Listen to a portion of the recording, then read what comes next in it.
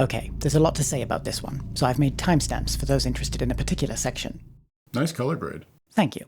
Now, let's start with the summary. Oh, I got it. Please, no. We begin, oddly enough, inside the silo, an oversized underground piece of farm equipment with an arboretum and literal central air. No one remembers when it was built, but they know it works as a fallout shelter to protect roughly 10,000 people from the poisonous hellscape outside that's probably just New Jersey. Any clues to its origins were repressed by the silo's government about 140 years ago after some rebels attempted to go out for a pack of smokes. They'll beat you to the top and open the door to the outside, letting all the poison into the silo! As a result, and with undeniable government logic, it's now illegal to keep or trade Pez dispensers, or other items with hints to humanity's history. Enter our first protagonists, Allison and Sheriff Holston, a married couple who just got government permission to make a baby. Unfortunately, they might be doing it wrong, because after nearly a year, Allison's oven isn't bunned. How do you make that sound so inappropriate? Soon, Allison realizes their vigorous attempts are all for naught, because the doctor didn't actually remove her gross metal birth control heatsink. Confused and hungry for answers, Allison decides to help computer guy George illegally recover files from a forbidden hard drive, jeopardizing her freedom and disobeying Apple's right to repair policy. Allison and Curious George discover secret footage of oversaturated greenery outside, implying that they might not be in New Jersey at all, and that what's being fed to the silo view screens is fake. To confirm she's being lied to, Allison prepares a plate of fruit with a side of emergency surgery. This is an attempt to prove to her husband that the doctor lied about removing her IED. IUD, not IED. Have you seen that thing? Unfortunately, yes. It could scarcely be more frightening if it sprouted legs. They grow when it activates. Why would you— Allison scurries off to the cafeteria to tell everyone the surgery was a success. They want to keep you in here so they're lying to you. And also that they're being lied to and kept inside a giant silo for no good reason. When no one believes her, she demands to go out. I want to go out! Right, this is important. Whenever someone asks to leave the silo, it's written law that they must be sent out, and the request cannot be undone. Once a citizen is sent out, they are beyond the law of the silo.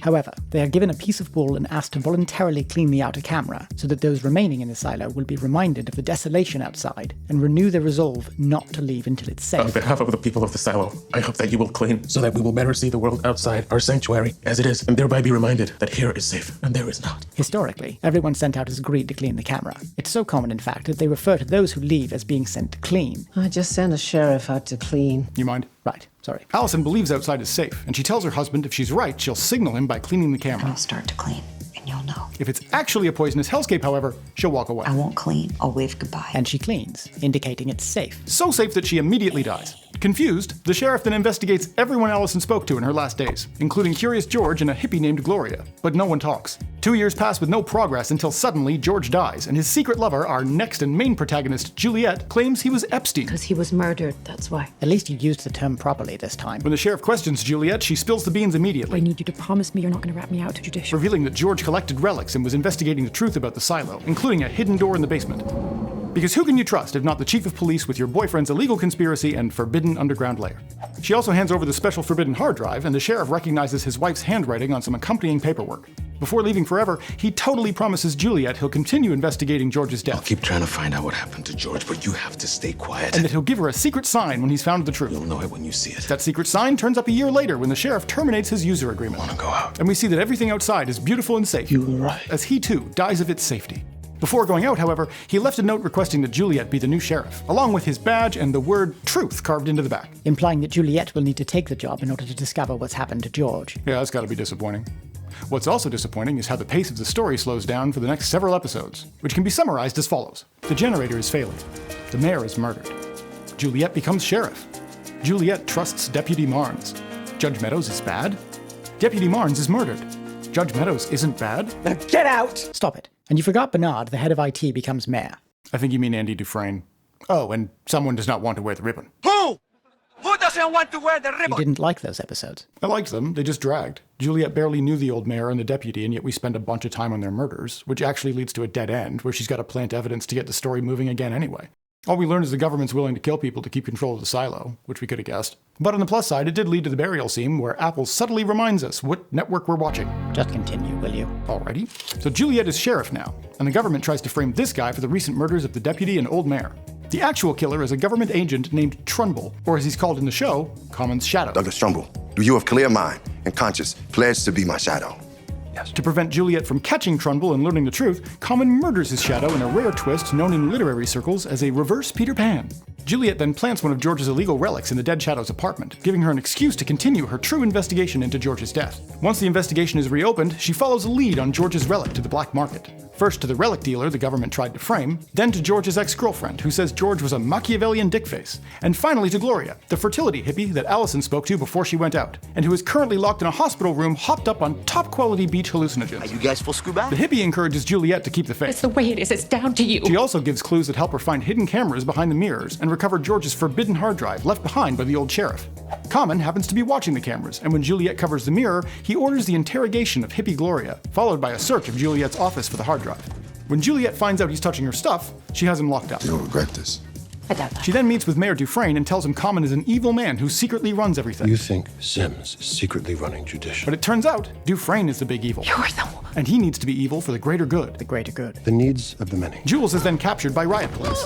2 minutes later, when she breaks free because the guy who's holding her's got the Jimmy hands, she goes to this guy's apartment, where she watches a message from George that tells her he was totally going to use her and dump her, but she's pretty, so he didn't. I fell in love with you. Apparently, being a Machiavellian dickface isn't a deal breaker for Juliet. I never should have taught you that word. And she forgives him. He then begs her to find the door at the bottom of the silo, which she doesn't. Not this season, anyway. Moments later, she sees the Jane Carmody cleaning video, the one the sheriff's wife found.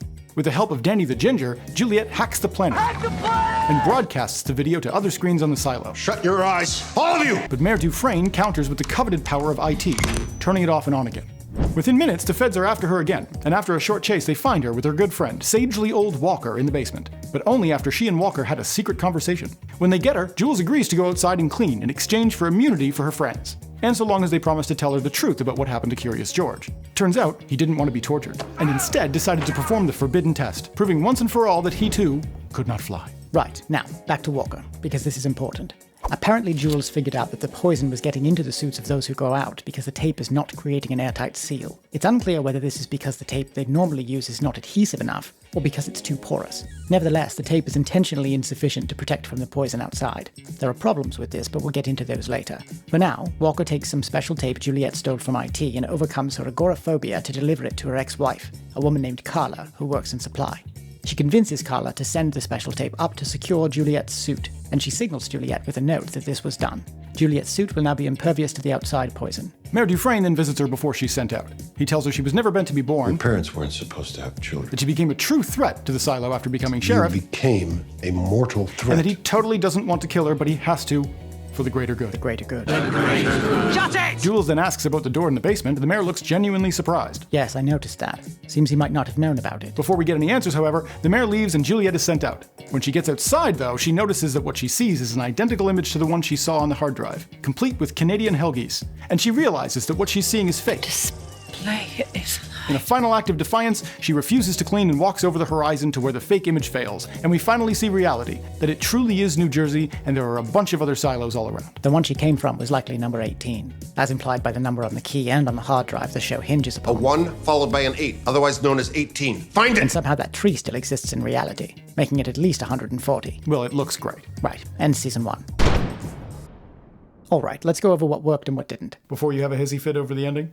Yes, Well, the acting was good. agreed. Everyone was great, except Common. Straight to the negative. He's not good. He adds nothing to the character but the bare minimum of what's required by the script. Find out where they just came from now. If you cooperate and give me what I'm looking for, I'll personally guarantee you're never kept from your dreams again. Simply reciting lines with all the depth of a teacup at a Tony Robbins seminar. I know. Not sure why we're dragging Tony into this. Look, Common is playing a standard enforcer archetype. Think Mike from Breaking Bad, or Darth Vader.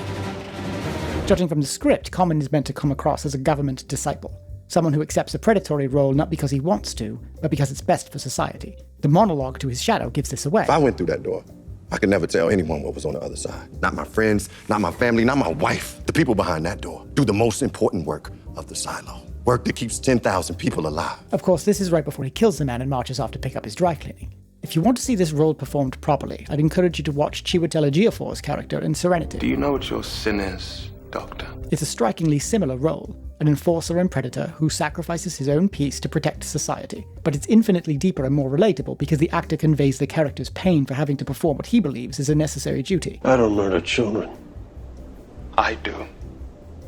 If I have to. You're comparing a rapper to an Oscar-winning actor. I'm comparing a stellar performance to a mediocre one, and there's plenty to learn by watching both. But the largest problem with Common's performance is that he makes his character difficult to understand. For instance, there's a scene near the end of the season between Common and his wife, where she tells him she let Juliet escape their You apartment. had her right here and you let her go. As explanation, she mutters something cryptic about their goals. We have one goal, one ambition, and we will not lose sight of that. Both the scene and his wife's performance made me wonder if they were secretly acting as double agents against the government. But I can't figure it out because Common's acting is too inconsistent. Maybe that's the point. You're much too forgiving.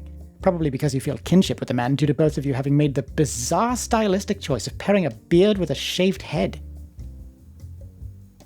But aside from Common, I agree the acting is top-notch, especially from Rebecca Ferguson. I think that's why you got a problem with Common. It's not that he's terrible, it's just that everyone surrounding him is so great that he looks bad by comparison. No, that's not it. I thought you liked this show. I do. In fact, let me tell you what the show did exceptionally well. First, the overall look. The set design is creative and perfectly appropriate to the story, as are the costumes and the color grade. Everything in the silo looks lived in, and most areas are graded in earth tones to emphasize the silo's position underground. For a while, I thought the grade was actually being used as a storytelling device, that areas graded amber and brown were meant to represent the world the government wanted you to see, while areas graded towards blue, such as the hidden basement area and the surveillance room, represented the world as it truly was. The more I watched, the more it seemed likely that they just liked the orange and teal look that's so popular at the moment. But if they were using the grade as a subtle hint to the scope of the government's influence, then it's top marks from me. You gonna talk about the CGI? I'm sticking to good things, thank you. The next of which is the use of symbolism. I thought you hated symbolism. Well, there are two main ways to handle symbolism. The first is to rely on your audience's understanding of a symbol, like putting a crucifix or a crow on screen. The second is to have a symbol's meaning revealed through your story, which is what happens in Silo. You probably remember episode 2 when it's revealed Juliet is afraid of water. I know that the water scares you. For Juliet, water represents danger, which is reiterated by the end of that episode when she's dangling, terrified, from a rope over that same water. But, flashback to before she spoke to George about the door in the basement, and we see her throw her spanner in frustration after the sheriff's death. It strikes a pipe that lets out a stream of water. Now, a pipe springing a pressure leak is a clear example of the first type of symbolism I mentioned earlier.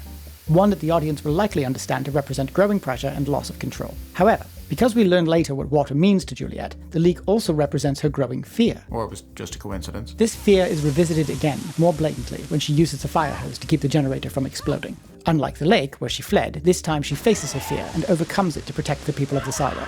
And because she faced her fear, the meaning of water changes. We see it a few episodes later when she's faced with the ocean, the largest body of water she's ever seen. And instead of being terrified, she's awestruck. Remember, not too long ago, this is how she described the lake. How much water? It's just more water than I've ever seen. I couldn't do it. I couldn't go down there. But now the water's meaning's changed. It has an arc that reflects her own.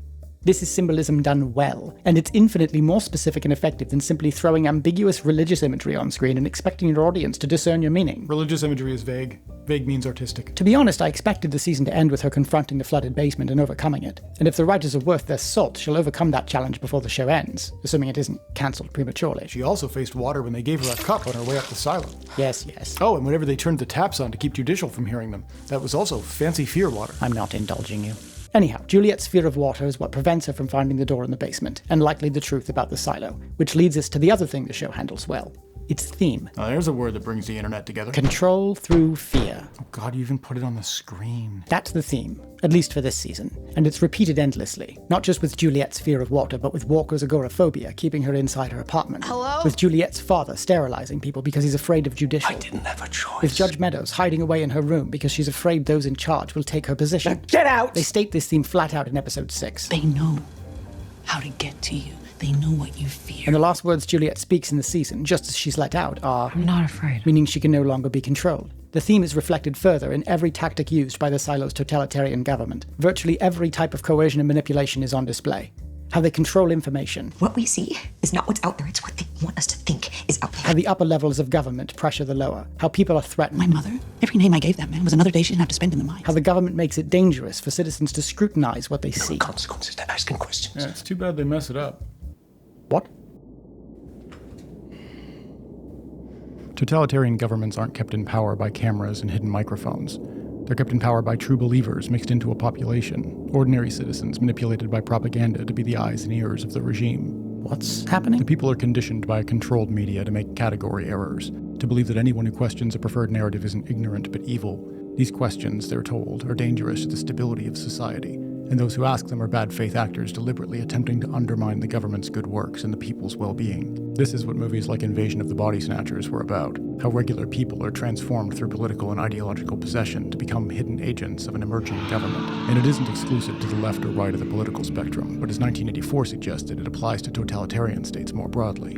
Are you all right? Hold on. The characters in the show don't behave like citizens in a totalitarian society would. They know that the government controls information, they know that questions are dangerous or illegal, and yet they're too trusting. Juliet worried about judicial, but was quick to tell others, including the sheriff and deputy and a member of IT, about illegal relics and her search for the truth. Well, she wasn't that trusting. In totalitarian states, you're suspicious of everyone, even friends and family, because you've watched those around you disappear over time. You know there are some who will try to earn your trust just to trap you, believing it's their moral duty. Historically, in places like East Germany, as many as 1 in 3 were government informants, just regular people, and there should have been dozens in Silo. Well, I mean, I suppose Deputy Billy. But the show's true message doesn't appear until the end. Juliet walks outside to find blue skies and green grass. It's all a lie. She's just seeing what the government wants her to see. This means that hundreds of years ago, the Silo founders designed a near-perfect augmented reality program that adapts to a changing landscape.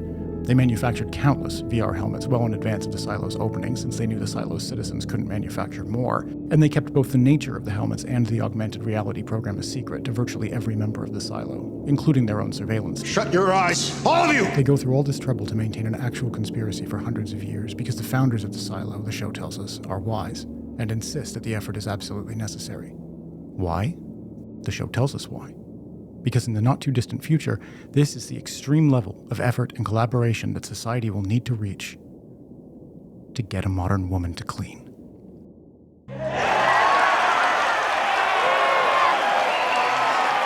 Unbelievable. I know. The sexism of this show, it's just disgusting. You're a perfect idiot. You're also not altogether wrong.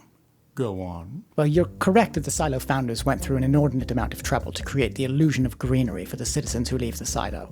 And it's heavily implied on 2 occasions that this was done to manipulate those citizens into cleaning. Why do people clean? Because they hope that they can show people the truth that is a lie. I won't clean. Nobody intends to, but they always do, as the founders in their wisdom knew they would. Unfortunately, as much as I enjoyed the show, this is faulty logic.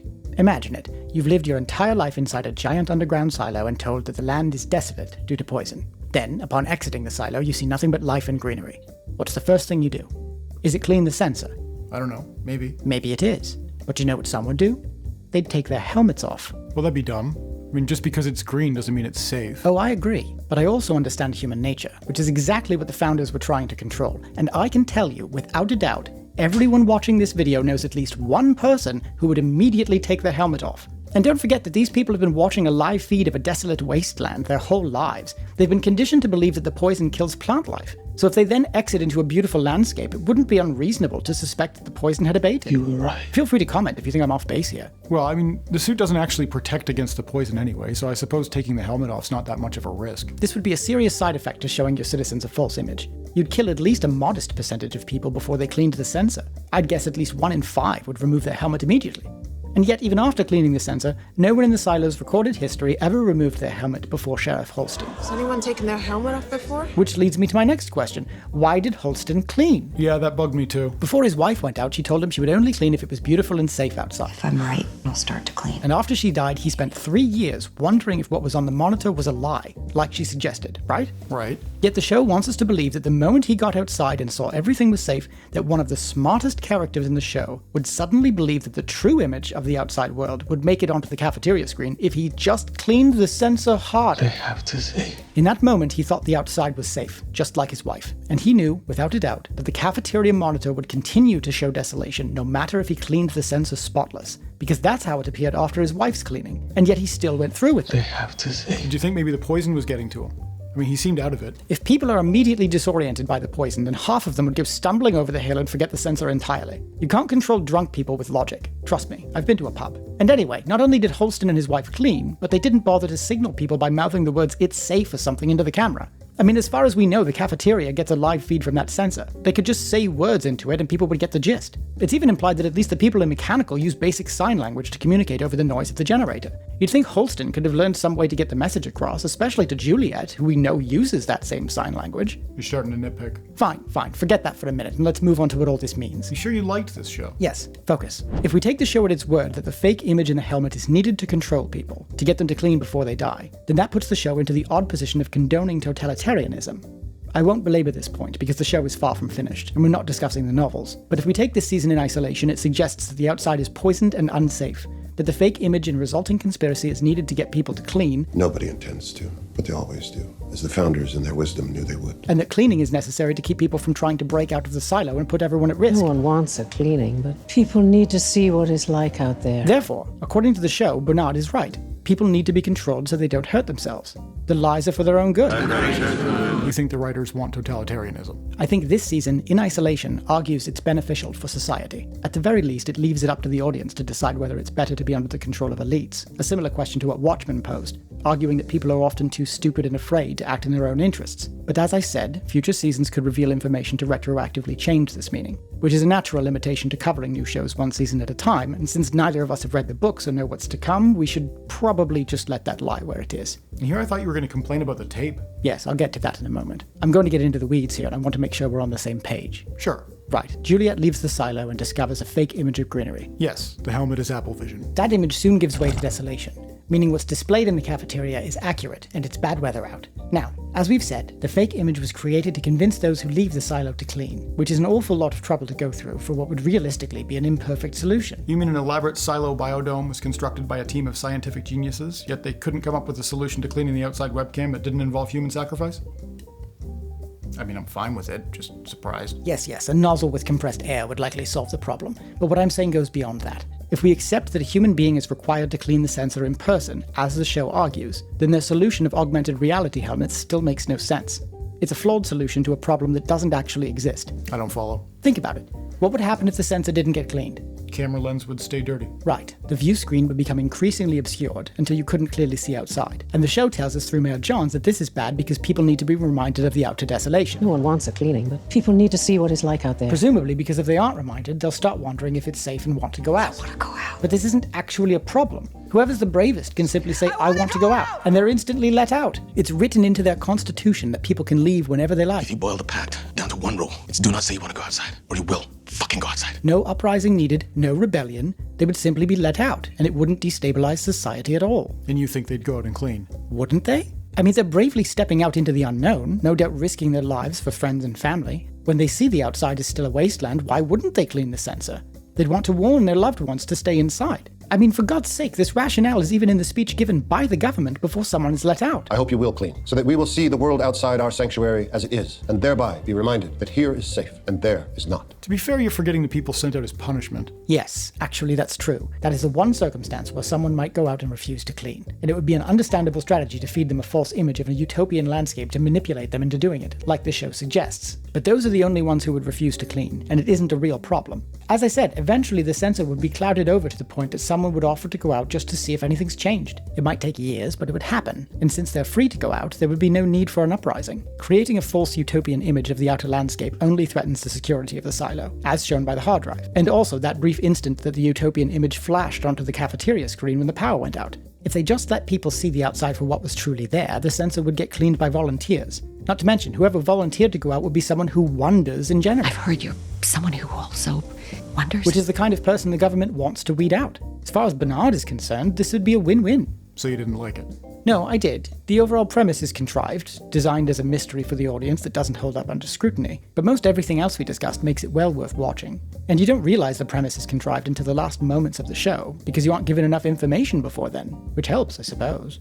You could even fix the plot by removing the twist ending and making it simply safe outdoors, as the show leads you to believe for the majority of its runtime. Or you could make it look beautiful but actually toxic, perhaps through radioactivity, which would give the regime a believable excuse to make it look worse on the monitors so people don't mistake the green landscape for a safe one. And if you did that, you could actually leave the rest of the show completely intact. You were right. Both fixes would inevitably change the rest of the series, and I realize there are several books already written on the premise, but it would have made for a more compelling first season, so I feel it necessary to mention. You're really not going to comment on the tape? All I'll say is this. If you're the kind of totalitarian cabal who would go through the trouble of creating hundreds of augmented reality helmets, plus the software to run them, just to get your citizens to clean a sensor, you are not the type of organization that leaves the security of your enterprise up to the chance that someone might use the wrong tape. I mean, my god, just make the suit porous, or poison its air supply. The hose is right there. I think we might have gone into too much detail on this one. Yes, you might be right. But I had fun. I'll tell you what I didn't like. Go on. One time when I was 8, I was home alone, decided to make some macaroni. This is back in the era of free-range children.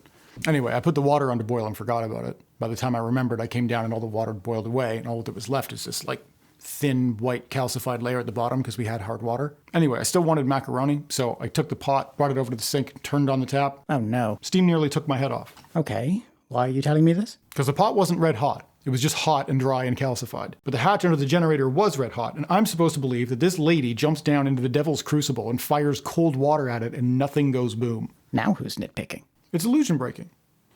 For me and probably for any blacksmiths watching. Yes, blacksmiths. There's a large demographic. Well, of course, knowing you'll probably find a blacksmith sponsor to advertise for. Oh, that reminds me. Today's episode is brought to you by Canada's MAID program. MAID. There can be only one. That's it. I'm ending this before it gets worse.